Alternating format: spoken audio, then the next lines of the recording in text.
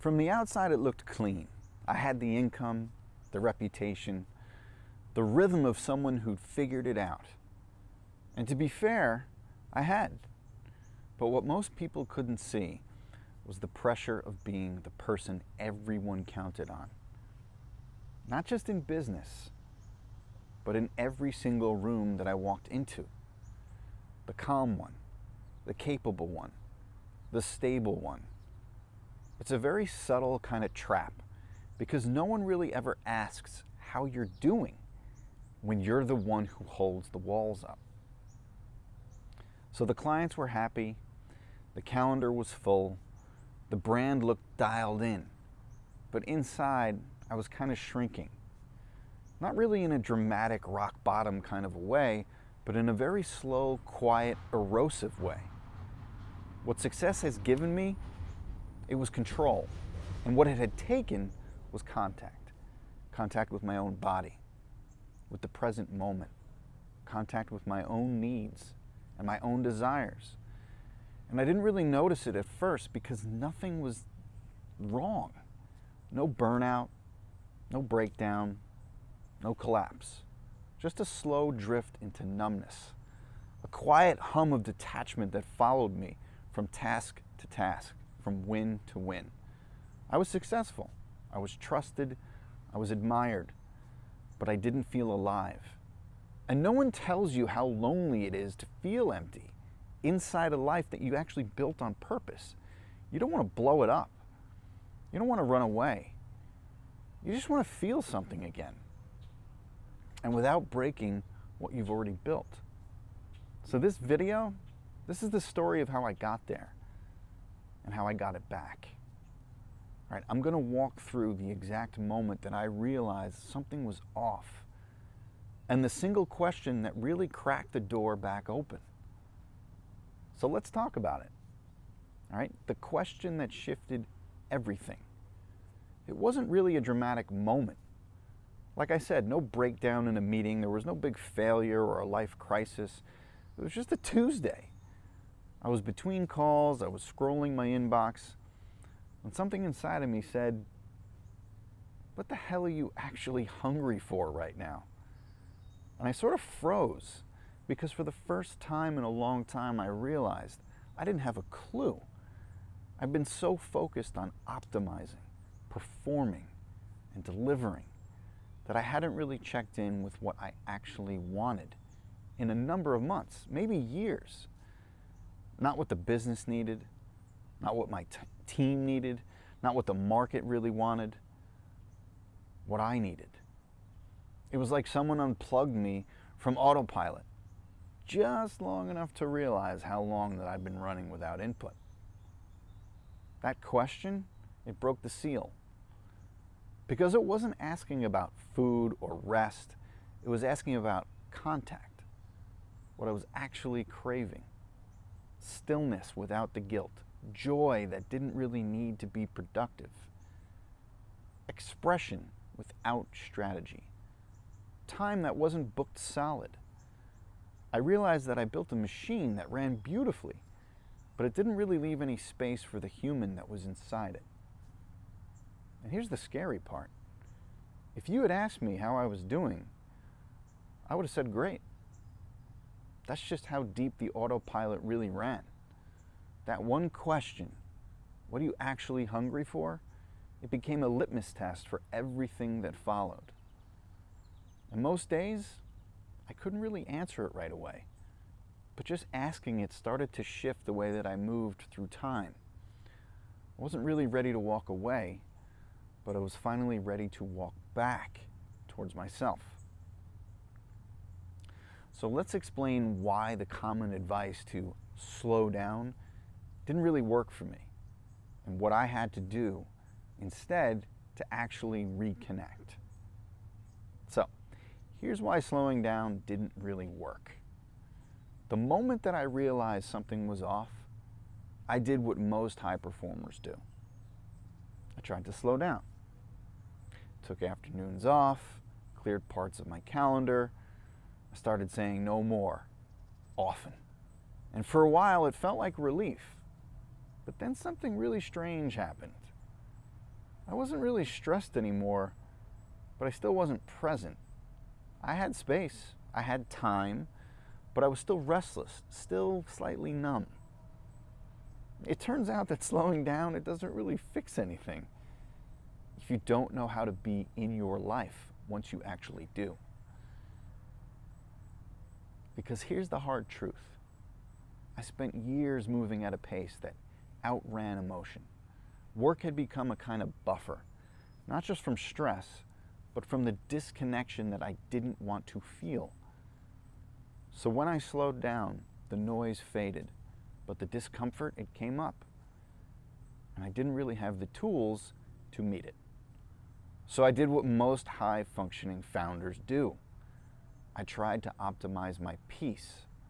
Scheduled rest, tracked mindfulness. I tried to solve presence the same way that I would solve a funnel or a revenue dip, with strategy. But aliveness, it doesn't really respond to efficiency. And peace, it's not found in better routines. It's found in reconnection.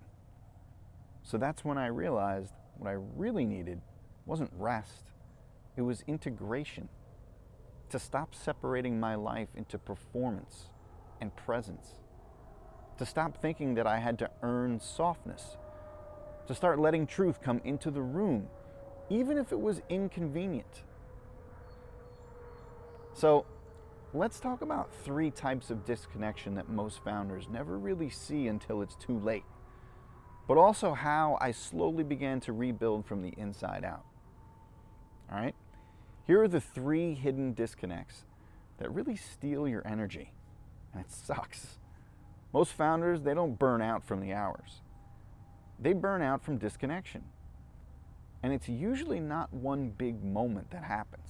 It's a slow leak across 3 layers that you rarely notice until something breaks. So let's walk through each one of those. All right? First one, disconnection from self. This is the foundation. You stop hearing your own signals. You push through fatigue. You downplay frustration. You lose track of what excites or drains you because you've outsourced your energy to the calendar. You don't even notice that you're tired until someone else says it. That's how deep this thing runs. Second, disconnection from time.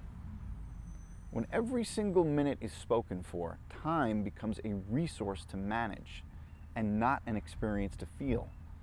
So you start moving through your days like a producer, but not a person.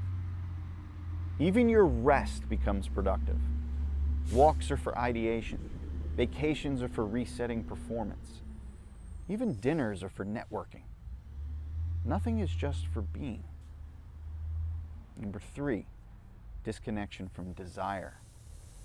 This one's a little sneaky because you can still have ambition and you can be disconnected from desire. Ambition is directional. Desire is personal. So it's not about what you should build. It's really about what actually lights you up, what gets you excited beyond the metrics, the milestones, and the approval. Because when you lose that thread, your work becomes a series of smart decisions without any aliveness behind them. Right? These disconnects, they don't really hit you all at once. They drift in, they accumulate. And before you know it, you are living a version of success that technically works, but it doesn't really feel like you're in it anymore. Okay, where do we go from here? Let's walk through how I began repairing these disconnects, not with a dramatic pivot, but with one quiet change that really rewired everything. Let's get into it. All right, the repair really begins with one honest hour. I didn't change everything overnight, okay? In fact, most of the outside world, they really wouldn't have noticed anything had changed at all. But I started doing one thing that I had avoided for years. I started to give myself one honest hour each week. No output, no goal, no mask, no phone, no to-do list, no optimization. Just me a notebook, and whatever was actually there. And at first it was uncomfortable. It's kind of like sitting across from a version of myself that I haven't really made eye contact with in a number of years. But very slowly things started coming through. Not breakthroughs, not strategy, just truth. I realized how often that I shaped my energy to protect everyone else. I saw how rarely I made time for beauty, the kind with no ROI. I admitted how long it had been since I felt truly moved by my own work. This hour became a mirror, not for shame, not for fixing, but for contact. The work wasn't to escape the life I'd built. The work was to re-enter it with more of me in the room. And from that quiet space, I started making different micro decisions. I started to say no without post-justifying it, okay? Creating things that weren't really on brand, but felt more like me. Protecting small joys like they mattered, because they did. And over time, that hour, it became sacred. Not because it gave me answers, but because it rebuilt my relationship with the truth. And once you have that, even just a thread of it, the entire system starts to rewire itself. So let's talk about the framework that I still use today to stay connected without necessarily needing to run away, blow things up, or perform to feel like myself. All right? This is the calm framework, okay? Presence without sacrifice. I really needed a way to stay connected, even when life got loud again. And what I didn't want was a fragile peace, one that crumbled every single time the calendar filled up, or when revenue dipped. So I built a rhythm that didn't really require me to disappear or abandon what I had built. Let's call it calm. It's not routine, it's not a formula. It's a way of relating to your life that anchors you, even in motion. Here's how it works. All right, C, contact first. Before I check anything external, I check in with me. What's here? What's alive? What's tender? Even just 3 minutes of internal contact really changes the tone of my entire day. A, ask real questions.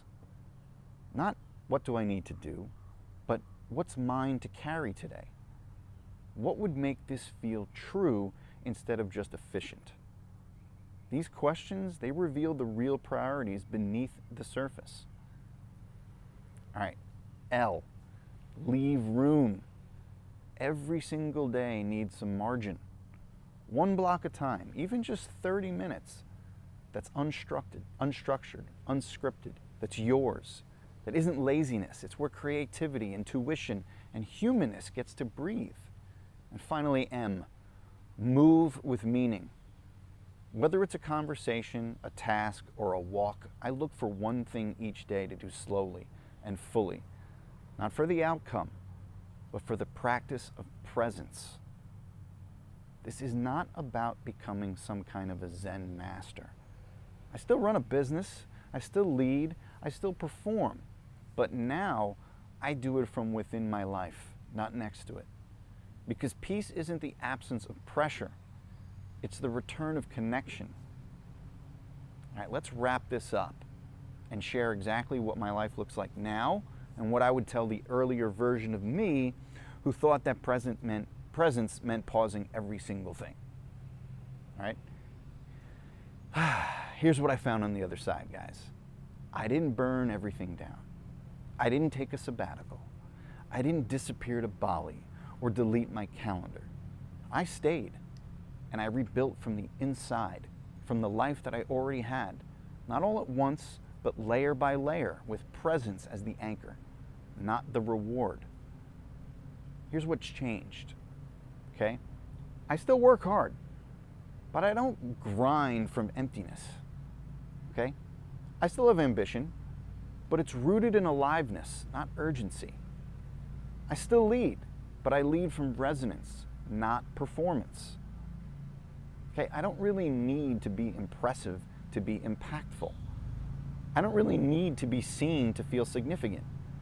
And I certainly don't need to achieve to feel here. Because I've reclaimed something deeper, deeper than momentum. I've reclaimed access to myself in the middle of my life. There's still hard days, of course. There's still pressure. There's still seasons where I forget and I fall back into the old rhythm. But now I notice faster and I return quicker because I've built a system that includes me. And if you're watching this and you're nodding quietly, feeling something stir, this just might be your moment too. Not for a big decision, but for one small shift. To stop measuring your worth by output. To stop outsourcing your peace to a future version of you. To stop waiting for collapse to justify choosing yourself. The door back, it's not loud, it doesn't scream, it's quiet. And it opens the moment that you say this: I want to feel my life again. And that's enough. It's more than enough. If you like this video, subscribe to my newsletter for weekly insights on success, identity, and quiet growth. That's at natberman.com. Or you can join my community. We've got founders and creators who are building calm, powerful brands. You can do that at joinbrandbuilt.com. And if you haven't subscribed to this channel already, I don't know what the hell's wrong with you. All right, I'll catch you in the next video.